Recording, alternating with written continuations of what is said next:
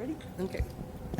Pursuant to Section 84-1411 of the Nebraska statutes, notice of this meeting was given on March 31, 2023. Agenda items are subject to reordering at the discretion of the board president. Please attend the entire meeting to ensure you're able to hear any discussion. Pursuant to Section 84-1411 of the Nebraska statutes, the next regular meeting of the Omaha School Employees Retirement System Board of Trustees will be held on Thursday, September 7th, 2023 at 4 o'clock p.m. in the board meeting room of the Teacher Administrative Center, 3215 Cummings Street. The agenda will be kept current and available for public inspection in the retirement office at the Teacher Administration Building during regular working hours. Pursuant to Section 84-1412 of the Nebraska statutes, the public is hereby informed that a current copy of the Nebraska Open Meetings Act is posted in the board meeting room on the north wall. Mr. Ryan, roll call, please. Mr. Bourne. Ms. Erdenberger. Present. Ms. Block. Present. Mr. Head. Mr. Hirschenbach. Here. Ms. Johnson. Here. Mr. Ray. Present. 5 present, 2 absent, Ms. Erdenberger. Thank you, Mr. Ryan. The first item on the agenda is public comment. Before I read the script, is there anyone present that would like to address the board other than our invited guests? Okay. Moving on. The minutes of the last OSERS Board of Trustees meeting on Thursday, April 6, 2023 have been presented to you for your review. Are there any amendments or corrections? I will entertain a motion to approve the minutes. So moved. Second. Motion by Hirschenbach. Seconded. Thank you. Got it. Johnson. Roll call, please. Ms. Erdenberger. Aye. Ms. Block. Aye. Mr. Hirschenbach, excuse me. Aye. Ms. Johnson. Aye. Mr. Ray. Aye. 5 ayes, no nays. Motion passed. Thank you very much. Today we'll have a presentation of the OSERS Valuation Report as of January 1, 2023. Ms. Pat Beckham and Mr. Brian Hogue will now present a summary of the OSERS Valuation Report as of January 1, 2023. Welcome, and we look forward to hearing your report. Thank you, Madam Chair. It's good to be with you. The good news is I'm just going to kick it off with a short, brief overview, and you get to hear more from Brian today and less from me. So that should be a plus. Just a reminder what this process is about. The retirement system essentially makes promises to pay benefits in the future to its members. That promise creates a liability for the system. And we're trying to fund that liability while people are working, which then creates, obviously, a trust fund that gets invested and hopefully earns investment income to help pay for the benefits. The valuation is the annual checkup for the retirement system. We quantify the liabilities, compare it to the assets, and kind of look at the funding policy to see, if we're on a trajectory to reach full funding in a reasonable time. And of course, in this case, there's a potentially additional contribution that the school district puts in to meet the actuarial requirements for the system. That's one of the important components of the valuation report. So the valuation is what we call a snapshot, which just means that we stop everything January 1st. We look at who's a member on that date. Anybody who joined after that date is not in our valuation. All the asset values are as of that date as well. But when we do that year after year after year, it gives us a comparative ability to sort of track what's going on and figure it out. Now, we use a lot of assumptions in our work because we don't know what those future benefit payments will be. They'll vary based on how long people work, when they retire, how long they live. So we use assumptions for all of those items. You might remember that every 4 years, we go through an in-depth experience study where we review the actual experience and we look at the assumptions and decide if those need to be changed. We did that in 2021. That's sort of the deep dive. So we believe our recommendations are the best estimate, but there are clearly other sets of assumptions that would be reasonable, that would comply with actuarial standards and produce different results. So there's really not a right answer, because we don't know what the future holds on either the benefit side or obviously on the growth of the assets. We expect there to be variations from year to year because our assumptions are intended to be long-term estimates. How they unfold from year to year is going to vary. And that variation of the actual compared to expected from year to year creates usually either gains or actuarial gains or losses, which then affects the contribution rate, which then affects the additional district contribution. So this is our chance to measure the funding progress, which is usually the funded ratio, which is assets divided by liabilities.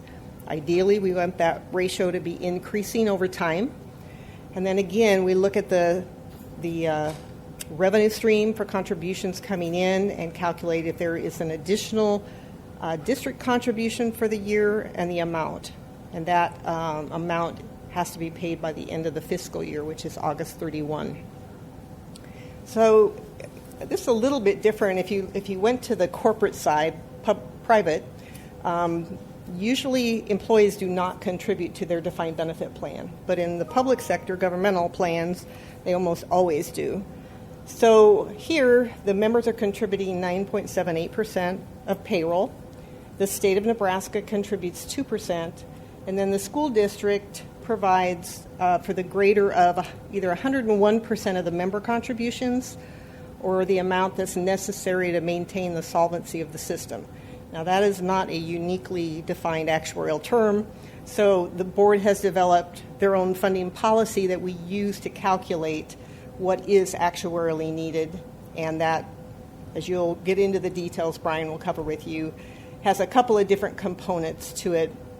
But it's basically the board has set a target time period to reach full funding, and the contributions are made to attain that goal if all assumptions are met in the future.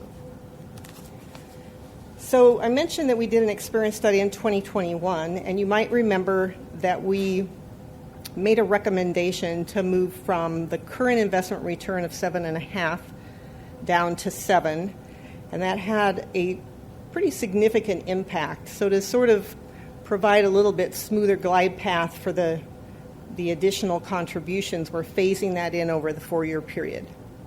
So we're in step 2 of the 4-year phase-in, and you can see the red box there is what we are using in the current valuation, the 2023 valuation, which is an investment return assumption of 7.3, and then we're stepping down the price inflation to 2.6, which then follows kind of the general wage across the board increases, goes down to 310, as does the payroll growth.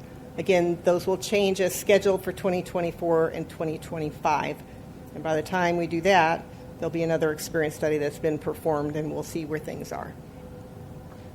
So whenever we change assumptions, we measure the impact because it impacts the comparability of last year's results to this year. So this slide shows you if we had performed the 2023 valuation using the same assumptions as the 2022 valuation, the unfunded actuarial accrued liability would have been just over $1 billion. The funded ratio would have been just over 61%, and the additional district contribution would have been $27.2 million. The column to the right of that is using the current phase-in for 2023, and you can see that the unfunded actuarial accrued liability, which is the third row down, is about $25 million higher, and the funded ratio is down to 60.6%, and the additional district contribution is $2.2 million higher, coming in at $29.4 million. And that's what happens if you only pay benefits with contributions or investment income. So when we say the assumed return is lower, automatically the contributions are going to have to be higher to make that up in the long run. Might be worth noting there in the footnote, if we went to the ultimate set of assumptions, it would increase the unfunded liability by almost $80 million, and the actuarial contribution rate would go up 1.74%, and the additional required district contribution would increase to $36.5 million. That's just a glimpse ahead to kind of keep that in everybody's mind that that's sort of where we're heading based on what we know 1/1/23. We'll probably have that in the report. The funded ratio with the ultimate, is that Scott, the ultimate assumptions?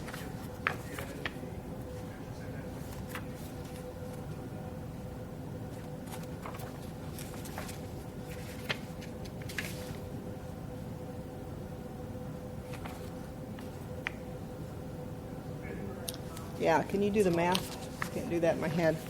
Brian will do that math. We'll come back to that if that's okay. I got one more thing to cover, and then we'll circle back if you're good with that. The other thing that impacts the 1/1/23 valuations, everything that happened to the membership and the assets during calendar year 22. So it's a sort of a painful year on the asset side of the house, minus 11.4% return.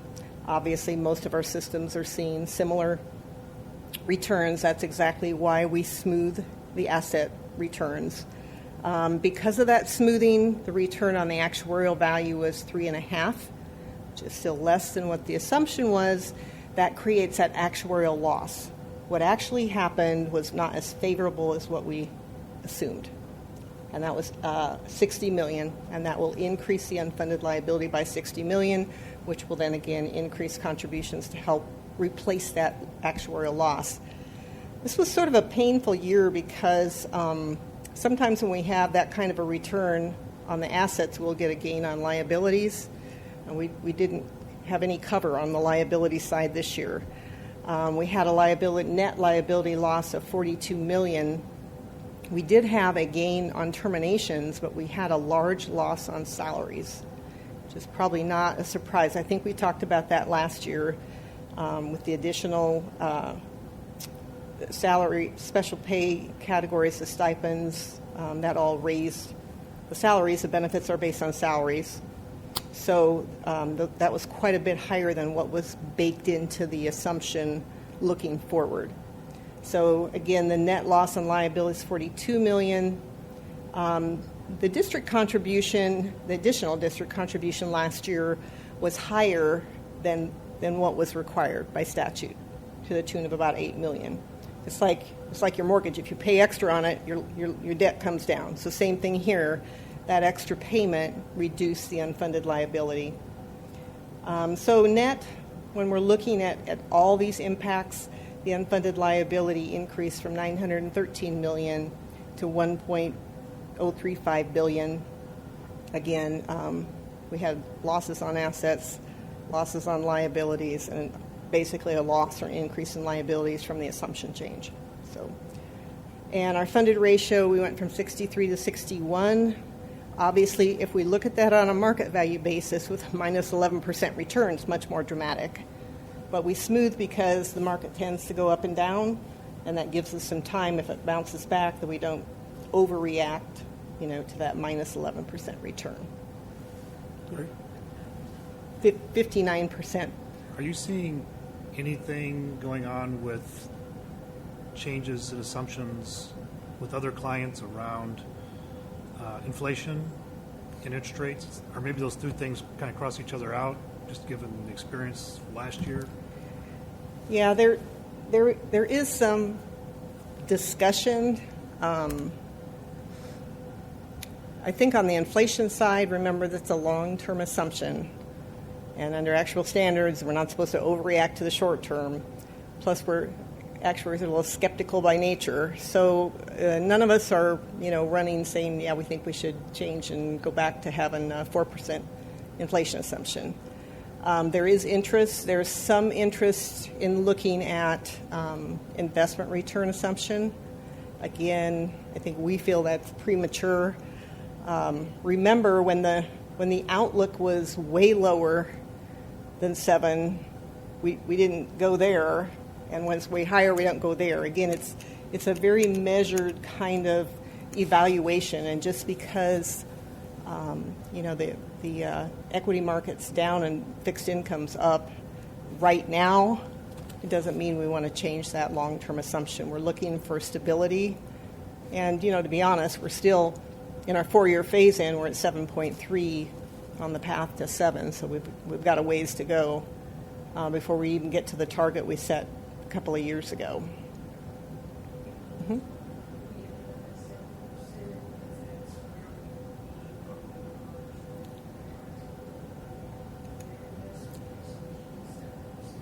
Theirs will be, they have the school is on a July 1 val date, but yes, they will hit July 1 at the same time you'll merge in 2024.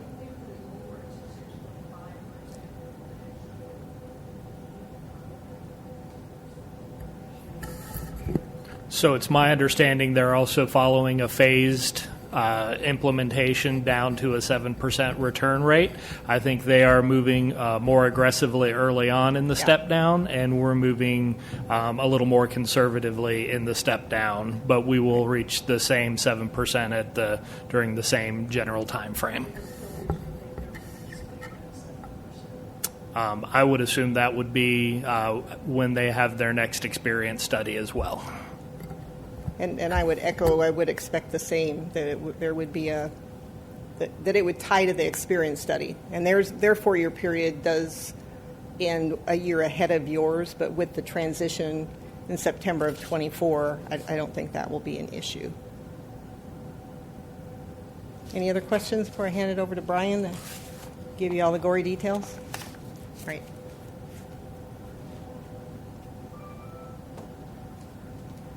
Okay, thanks, Pat. Like Pat already gave you the answer, so I'll just kind of go through the pieces I got to that answer, and stop me with questions as always. So, kind of mentioned that the membership drives the liabilities, right? These are promised benefits to pay in the future, and so we'll take a look at the membership, or these are all the members that we are valuing a liability for. There's a number of different groups. The first one, the active memberships. The active members that are working and accruing a new benefit, so we value their liability. Retirees, disabled, beneficiaries are all members that are currently receiving a check, a pension check from the system, and so that's a liability as well until they are off the rolls, they pass away, and their benefits complete. And then we keep liability as well for inactive vested members or members that have left the system but have their 5 years of service or at least enough years of service to be due a benefit in the future.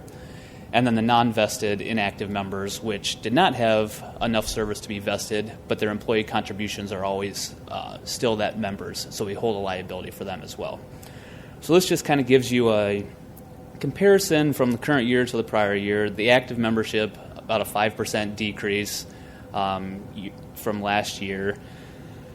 Inactive vesteds and inactive non-vesteds, we saw that increase quite a bit, and that kind of correlates too with the termination loss. We had a lot more turnover than we expected.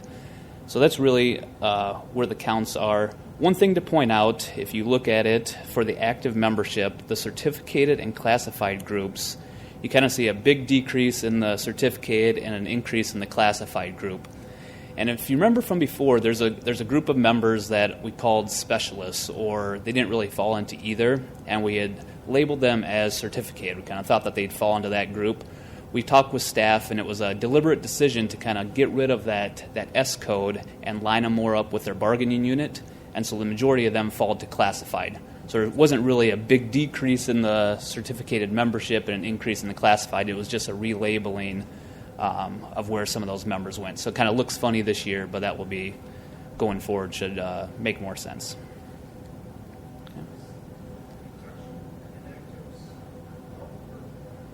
It usually hurts the plan. Kind of the salary is kind of the lifeblood of the system, because we're paying as a percent of payroll, and if your active membership comes down, generally your payroll comes down too, which raises the rate of pay that we need to contribute. So usually membership is good for an ongoing system. This next slide here, we kind of break down the active memberships by tier. So if you remember, we got 4 different tiers with the new members coming into Tier 4, any new actives coming into Tier 4. And as you would expect with the certificated, we have the Tier 1, Tier 2, Tier 3. Those membership counts are coming down, right? Nobody is coming into those groups, and everybody new will be going into Tier 4. again, these numbers kind of look a little different this year as like an increase in Tier 1 classified just because of that changing of that code. But generally, that's what we would expect for those groups. Just because pictures are a little bit easier to see sometimes. The same information here with the different tiers. The blue part of the pie graph is that Tier 1 membership, still almost 50% of the active population. That will continue to decrease as we get more and more new members coming into the newest tier, and that orange part of the pie will continue to get bigger on the lower cost tier, lowering our normal cost or our ongoing cost of the system. That's kind of where we're at right now with the different tiers. So the membership, like we said, kind of drives the liabilities. The other piece of the puzzle is the assets, right? We're funding these benefits to be able to pay them in the future. And so we use what's called the actuarial value of assets, or essentially a smoothed value of assets. So we don't use a market value directly in all of our any of our calculations. We use the smooth value in all of them. And this is really to help create stability and a little bit more predictability in the contribution rates or the additional contribution. We're not jumping up and down with a market value each year. And the method that we use here is essentially 75% of the expected value. So what do we expect the assets to be next year? We'll take 75% of that, and then we'll take 25% of what the assets actually are, and do that each year, and that's kind of how we smooth in the asset value to use in the valuation. So anything that we're talking about, when we talk about funded ratio, when we're developing contribution rates, this is the asset value that goes into those calculations, the smoothed value. Okay. And this graph here on slide 11 really shows why we use a smoothed value, especially the last 2 years. You can see the blue line, which is the market value of assets, the red line is the smoothed value, and then the black line is our assumed rate of return. The last 2 years, when you have a positive almost 18% return, and then this past year minus 11, if we were using that market value in our calculations, your funded ratio would be jumping way up and down. The additional district contribution would be just as volatile as well, and so we try to smooth these in to create a little bit more stability. And again, this is a perfect example why. Okay. So how do we get to the assets that we have? So we're at $1.4 billion in assets on the market value. We had $122 million come in contributions. We had $148 million that went out in benefit payments.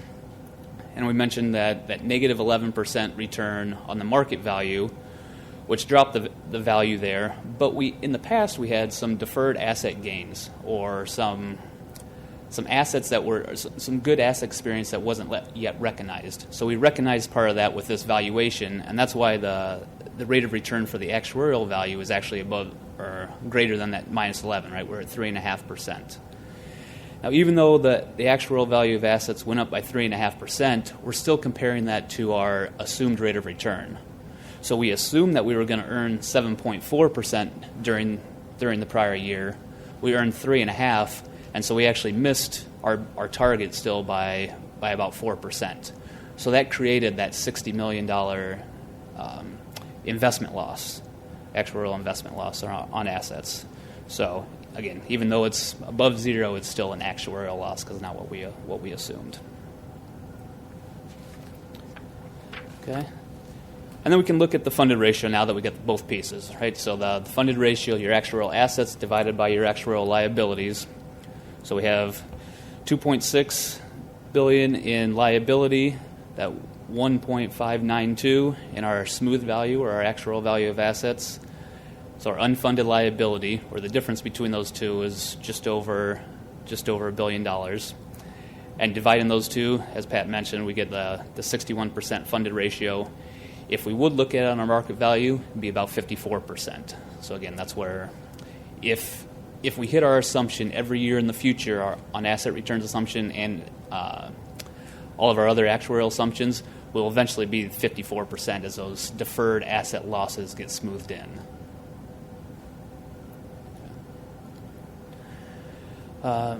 Funded ratio graph just kind of showing the last 20 or so years on where things have moved. There was a big jump back in 2007, where we reset the actuarial value to market value. And so kind of got rid of the smoothing method, reset it to that point, and then kind of started forward. So we saw a big jump. But then the Great Recession hit, kind of wiped everything out, kind of brought it back down. And then the other drop in there is about from around 2017. We reduced that assumed rate of return from 8% down to 7.5%. And as Pat just mentioned, right, if we are earning less on investment return assumption, contributions need to go up, and it costs more for the plan, so that reduces that funded ratio, increases that liability. So we've been hovering around right around that 60 to 65% range the last 5-6 years.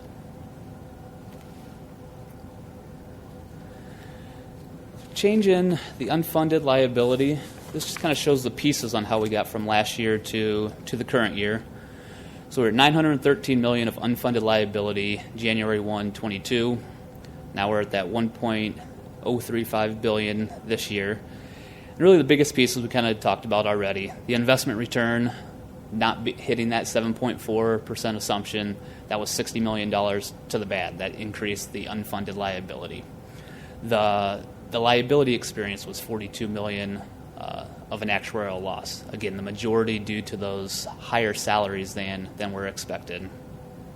The assumption changes was $25 million. So a lot of pieces that kind of increase that unfunded liability. We did also mention the contributions that were more than the actuarial rate, so that $8 million does fall straight to the bottom line to help pay off that debt that we put in more than what was required for the actual for the district additional contribution. So for the actuarial contribution rate, there's really three pieces that go into this rate when we're calculating it. First piece is the normal cost rate, or the ongoing cost of the plan. It's every active member has a normal cost rate. What do we need to put in to be able to fund their benefits in the future? So that's kind of the first piece. There's a small piece for the administrative expenses. So we develop a rate to basically cover those administrative expenses each year. And then the unfunded actuarial accrued liability payment, or the UAL piece. Really, how are we going to fund that debt, our debt payment? And there's a number of different ways to do it. The way we have it set up, or the way the funding policy works, is to pay off the payment is based on a level percent of payroll. It's essentially, if you have a mortgage, you're paying a level percent or a level dollar, right? You're going to pay the same dollar amount and eventually pay it off over a 15 or a 30-year period. A level percent of payroll is a little bit different. You're going to start out with lower payments that are usually less than the interest on the debt, but they will ramp up based on how we assume payroll is going to grow. It's essentially an escalator for the payment. So instead of paying level dollars, we're going to ramp up and pay level percent, and if all assumptions are met, your rate of pay as a percent of payroll will be the same all the way through. And so it's just a little bit different methodology, but it's very common in public plans to do it this way because, again, contributions are usually as a rate of pay, and so it kind of lines up with that. The other piece is there's layered bases. So every year we basically create a new layer to pay off this. It'd be like refinancing, or not refinance, but like you do an addition on your house and you're going to say, I just remodeled the kitchen, this cost me X amount of dollars, I'm going to have a new layer for that. And that's what happens when we have these actuarial gains or losses. We're going to create a new layer and pay those off over a 25-year period.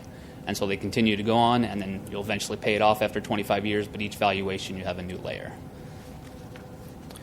So all that said, the actual numbers, after doing all those calculations, so here we have the 1/123 valuation compared to last year's 1/122 valuation. I'll just run through the 23. Normal cost rate, again, the ongoing cost of benefits for the active memberships, 12.61% of pay, pretty similar to last year. We have the 0.24% of pay for the administrative expenses. And then kind of the big piece, that how are we going to fund that unfunded liability, that debt payment, almost 16% of pay, 15.97%. So overall, add those up, 28.82% of pay. Members put in 9.78%. The statutory employer rate, 101% of that. And then this 2% from the state. Those kind of get reduced off of there. And what's left over is the additional required contribution from the district. 7.16%. our expected payroll, about $406 million, and that's where we come up with the $29.4 million of additional contributions from the district. Again, compared to last year's 21.8. And similar to what we did a few slides ago with how we got the unfunded liability from last year to this year, this is looking at the same thing, but just based on the actual required contribution rate. So how do we get from the 27.19 to the 28.82 this year? Again, very similar pieces, right? The investment experience, the liability experience, the assumption changes all drove the contribution rate up, just like they increased the unfunded liability. Yes. Thank you. Looking back on page 17, the additional required district contribution of $29.4 million is calculated as of January 1, 2023. Is that right? I believe it's as of, it's as of 8/31 is the date that it's calculated. So as of. this is an amount that, and I'm looking to the staff here, that amount is, we make that payment out of this year's budget? That is correct, Ms. Hertenberger. That would be the amount that will be paid in late July or early August, yes. Okay, thank you. And last year, when we made that payment, there were some excess funds that we were able to add to it. But the minimum amount will be the $29.4 due at the end of July. Okay, Correct. Thank you.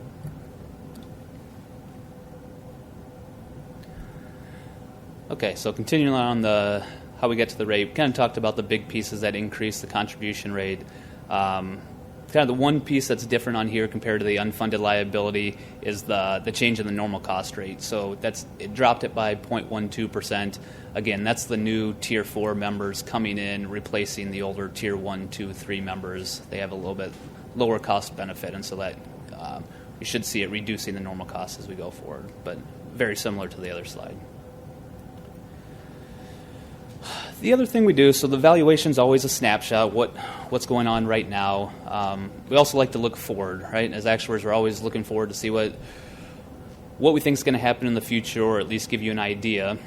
So we do a projection of the additional district contribution. We essentially do a valuation this year, and then next year, and the next year, assuming all assumptions are met.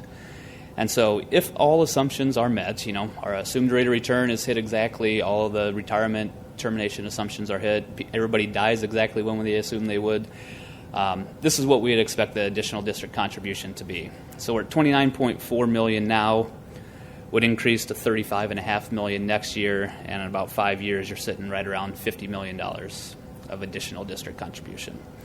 Again, this reflects the deferred asset losses that we have, so that's smoothing those in. This also reflects the step down in the investment return, and so kind of has everything that's currently planned built in into this.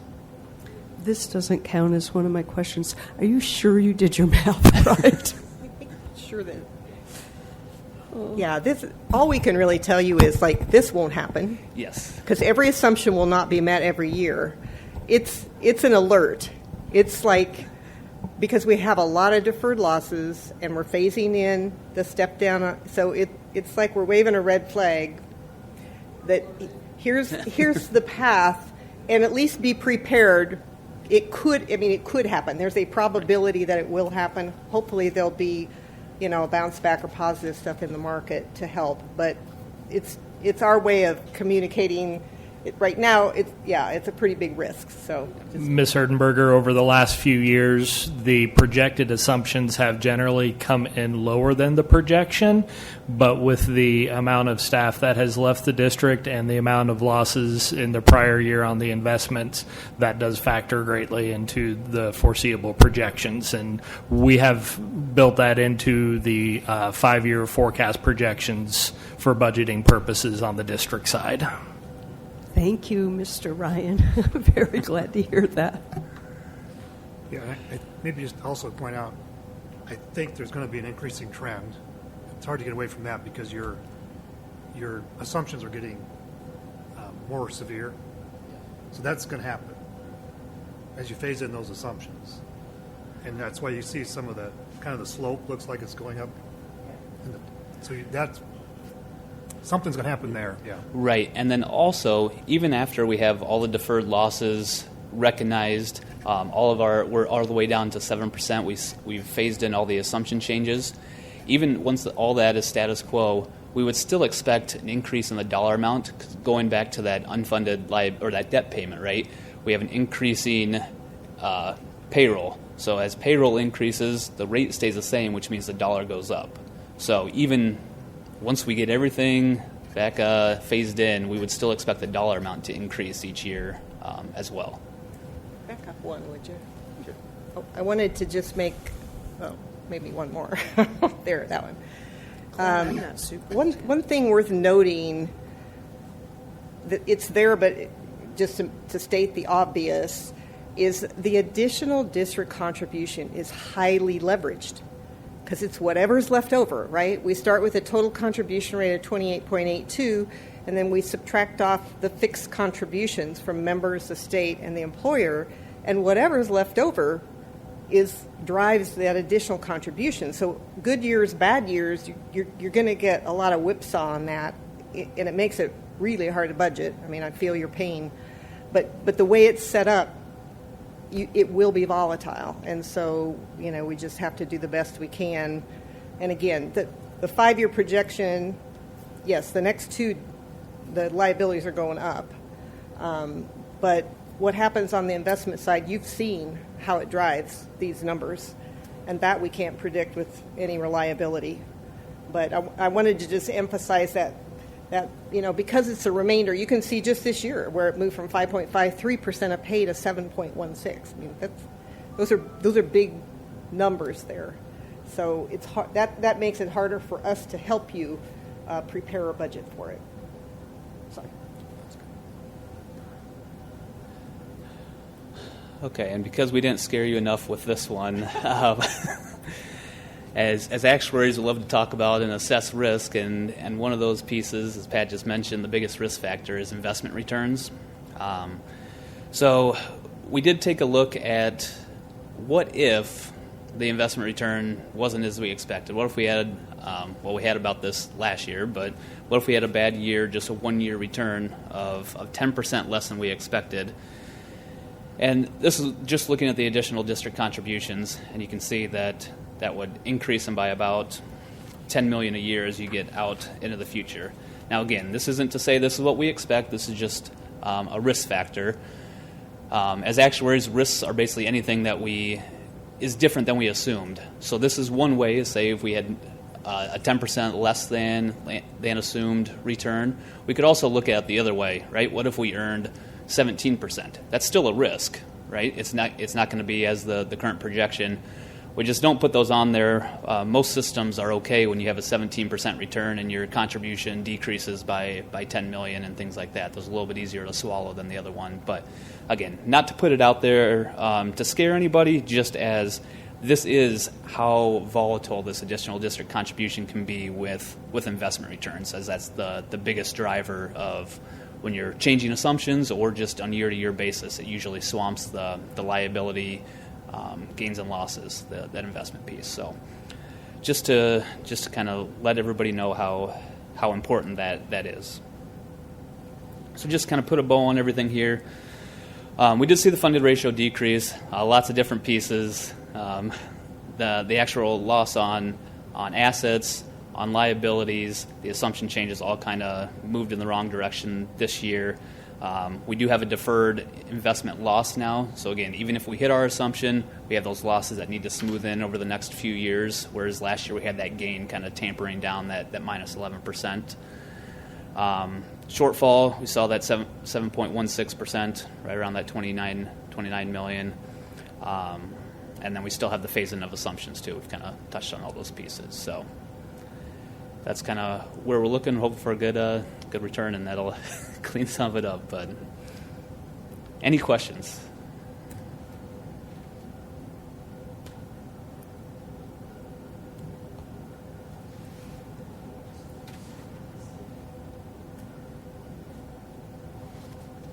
All right.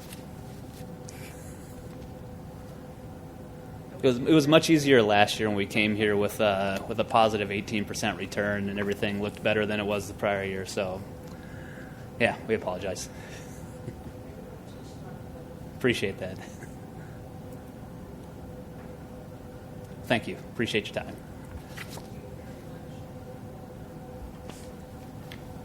No, I appreciate it. Thank you very much.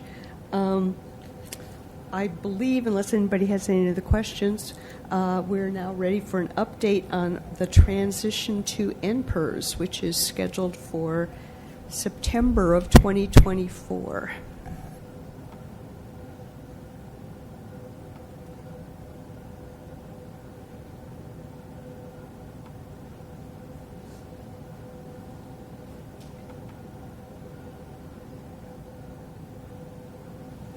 Mr. Ryan will now provide an update on the OSERS management transition to NPERS. Thank you, Ms. Erdenberger. Work is progressing on the business analysis phase. If you'll recall from the last meeting, we are 3 primary phases that NPERS is working through, and the one that involves the OSERS staff and OPS staff primarily is the business analysis. So we're currently working on reviewing current day-to-day OSERS processes and developing NPERS processes based on those and their interpretation of statute and administering the plan for post-transition work. We're also doing significant work in the areas of reporting service time, contributions, and earnings to NPERS post-transition. While the OSERS plan is very similar in many aspects to the state teacher plan that 243 other school districts report to NPERS on a monthly basis, we're looking at some of the nuances and working with NPERS to develop a reporting process that fits our plan and the district, and so we can manage that appropriately post-transition. It will be a significant change for district staff. Currently, with the pension module residing within the human resources system, a lot of this reporting is seamless, and so we don't have to gather the information and move it anywhere. OSER staff is just able to access it as needed. With the transition to NPERS, we're working on what that monthly reporting looks like and how to ensure that that information is as accurate as possible when we do that reporting. So that's where we're spending significant time at this stage. I have on here some information about the NPERS executive director that is now wrong. Randy Gerke is retiring. He was scheduled to retire actually on June 14th. Jason Hayes had been selected to take his place as the executive director for NPERS. He was confirmed by the legislature last week, and then there was a motion on Tuesday to reconsider that nomination, and that vote was held yesterday evening at 5 o'clock, and Mr. Hayes did not receive sufficient votes to be confirmed as the NPERS executive director, and so we're awaiting further developments from NPERS on what that means for Mr. Gerke's remaining tenure or processes moving forward. And I talked with Mr. Hayes today at one of our other legislative meetings. The option is probably to do an interim, and he is considering whether or not he wants to do that interim and then see if that goes back in front of the legislature next time around. So that's the most current information that I have as of today, that consideration is still being. But they will need an interim no matter what, and so the offer has been made to him. So he may continue to be at least the temporary executive director. Was he most recently employed by NSCA? Correct. Okay. Correct. I didn't know if it was the same Jason Hayes. Yes. Thank you. For 11 years, he's worked for the Nebraska State Education Association. Yes, as one of their directors of internal relation or external relations. So, yes. And Mr. Hayes did have prior experience as legal counsel for NPERS and also legal counsel for the Retirement Committee in the legislature.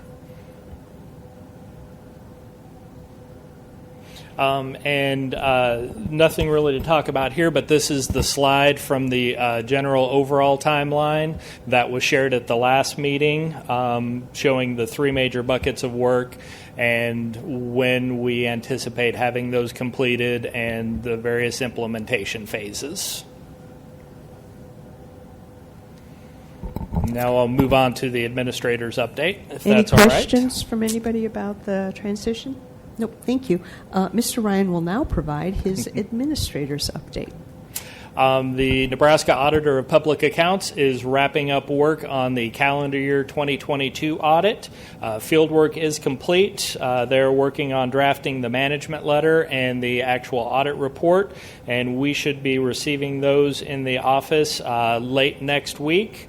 We're currently working to schedule an exit conference with the auditor's office, and once we receive the drafts, we'll have 10 days to draft our responses to their comments, and the final report should be issued the week of June 26th in compliance with statute by June 30th.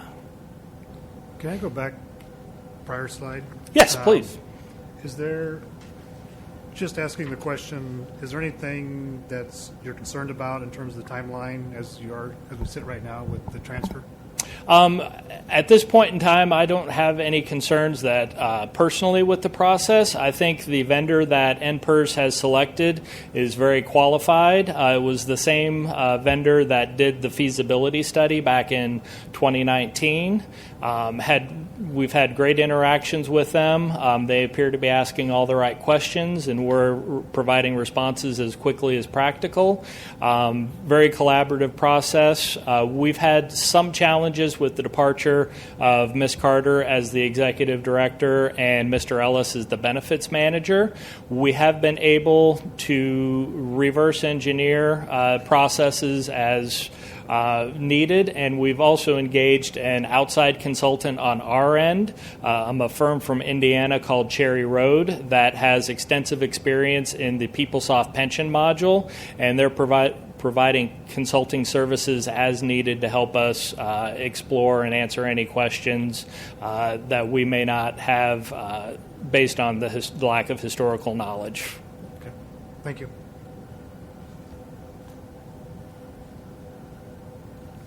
I'm happy to announce that we do have a new staff member that has started with the OSERS office. Brenda Norton is a contract employee that comes to us from Hemp Hill Staffing. She has extensive experience in benefits and human resources management, and she will be providing day-to-day management within the OSERS office and directing staff and reporting to me administratively. Very happy to have her on hand. It's been a bigger challenge than I anticipated when I was appointed the administrator, and so having someone with that supervisory experience will be very valuable and help keep things running smoothly and the transition on track.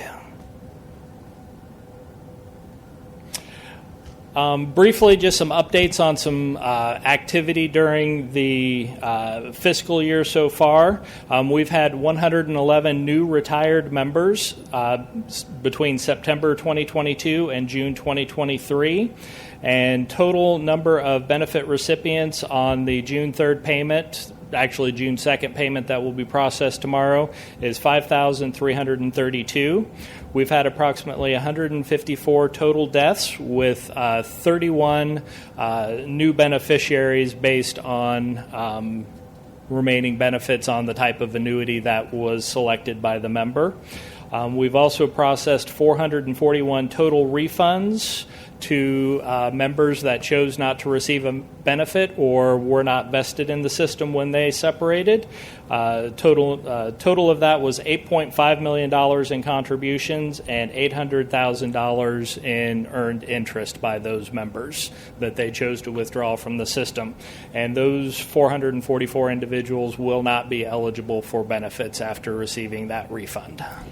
Shane, what do we calculate that interest rate at for the return of contributions? How does it compare to our actual investment rate? So Over the last few years, the interest rate has been pegged to money market rates, and so it has been very nominal. Prior trustees and prior to a statutory change, that interest rate was the same as the actuarial assumed rate of return on the investments, and so it was very favorable. And so certainly members who are vested and have been members for a number of years but have chosen to receive a refund of their contributions are the lion's share of that $800,000 in interest. Nominally, that's about 1.5% right now, that assumed rate or the interest rate that we calculate, and we update that annually based on that market interest rate. But you're saying like 5 or 6 years ago it would have been at 8%. Okay, got it. Yeah. Which in a bad year would be a bad thing. Yes. Yes, got it. And then last two slides are just the most recent statements from April 2023, balance sheet and income statement for your review. You'll see on there that the net assets are down, as is reflected in the actuarial study. We're confident that Nick is doing the best job possible on managing those funds and maximizing the return on investment. At the last Nebraska Investment Council meeting, we had a report out from Aon, and the returns from the portfolio at the Investment Council were slightly above market, but virtually all phases of the market for calendar year 2022 were down. It was an extreme outlier year. Current market returns are trending a little upward this first half of calendar year 2023, but I am somewhat pessimistic of the likelihood of a recession by early 2024 based on historic factors and yield rates on bond returns. So hopefully I will be wrong. But I think certainly the actuarial valuation this year may be indicative of what we may see in future years based on current economic expectations. And with that, any other questions? Thank you. So far, we want both of our presenters to be wrong at what they've told us. 100% agree with that, Ms. Erdenberger. Fingers crossed. Okay, the next regularly scheduled meeting. Thank you, Mr. Ryan. The next regularly scheduled meeting of the Omaha School Employees Retirement System Board of Trustees will be held on Thursday, September 7, 2023 at 4 o'clock p.m. in the board meeting room of the Teacher Administrative Center, 3215 Cummings Street. The agenda will be kept current and available for public inspection in the retirement office at the Teacher Administrative Building during regular working hours. Barring any other questions or comments, I will entertain a motion to adjourn the meeting. So moved. Okay. We have a first and a second. Thank you very much. Roll call, please. Ms. Erdenberger? Aye. Ms. Block? Mr. Hirschenbach? Aye. Ms. Johnson? Aye. Mr. Ray? Aye. 5 ayes, no nays, Ms. Erdenberger. Excellent. Motion passed. See you in September.